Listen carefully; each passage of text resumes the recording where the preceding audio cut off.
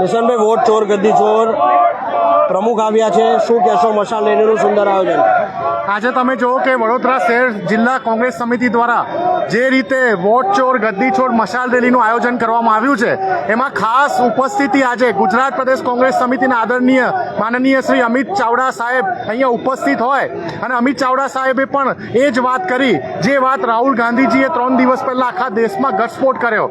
અમિત ચાવડા સાહેબે સ્પષ્ટ કીધું કે ગુજરાતમાં પણ વોટ ચોરીની જે ધાંધલી થઈ રહી છે, એક એક બૂથ ઉપર એક એક કાર્યકર્તા અમારો કોંગ્રેસનો જશે અને આ વોટ ચોરીનો જે મામલો, કારણ કે તમે જુઓ કે વારંવાર ગુજરાતમાં કોઈ પણ જિલ્લા પંચાયતની કે કોર્પોરેશનની કે વિધાનસભાની ચૂંટણીઓ થાય, માહોલ કોઈ તરફી બનતો હોય, રિઝલ્ટ પરિણામ કોઈની તરફ આવતું હોય, એ ક્યારે પણ સાકી ના લેવાય. જે રીતે આજે આખા ભારત દેશની સોશિયલ મીડિયામાં તમે જોઈ શકો છો કે રાહુલ ગાંધીજીના જે આપેલા સ્ટેટમેન્ટ હતા, રાહુલ ગાંધીજીએ જે એવિડન્સ બતાવ્યા હતા, કર્ણાટકની સામાન્ય એક વિધાનસભા જેના 50 બૂથો, માત્ર 50 બૂથોમાં 6 મહિના કોંગ્રેસના કાર્યકર્તાઓએ જે એક્સરસાઇઝ કરી અને એના પરથી 1,03,000 જેટલા મતો ફરજી વોટો જાહેર થતા હોય, એક જ સામાન્ય 10 બાય 10ના ઘરમાંથી 80 વોટરના રજીસ્ટ્રેશન થતા હોય, તો આ લોકસભામાં કેટલી ધાંધલી થઈ હશે, લોકસભાની તમામ સીટોમાં કેટલી ચોરી થઈ હશે.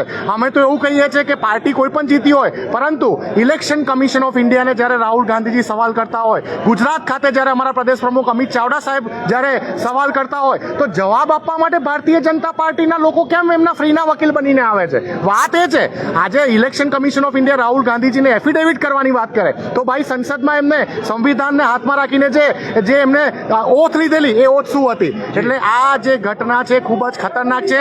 આ પ્રતિકભાઈ મહારાને તમારા તમામ દર્શકોના વોટ સાથે જે ખિલવાડ થઈ રહ્યો છે, સંવિધાનિક પાવર આપણને વન મેન વન વોટ જે મળ્યો છે, એ આપણા હાથમાંથી છીનવી લેવામાં આવ્યો છે. જે રીતે બિહારમાં એસઆઈઆરના નામે 68 લાખ વોટર્સને ગાયબ કરી દેવામાં આવ્યા, સુપ્રીમ કોર્ટે પણ એનું સંજ્ઞાન લીધું.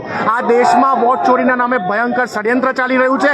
અમે તો એ પણ માંગ કરીએ છીએ કે જો સરકાર ઇલેક્શન કમિશન ઓફ ઇન્ડિયાને આટલા એવિડન્સ આપ્યા છતાં પણ ના માનતી હોય, તો એમને લોકસભાની ચૂંટણીને જે 2024નું રિઝલ્ટ હતું, એને બરખાસ્ત કરી નાખવું જોઈએ. ખાસ કરીને વાત કરીએ તો વર્ષો પહેલા જે બેલેટ પેપર ચાલતું હતું, જો બેલેટ પેપરથી ચૂંટણી થાય તો સ્પષ્ટતા રિઝલ્ટ નવું જ કઈ આવે.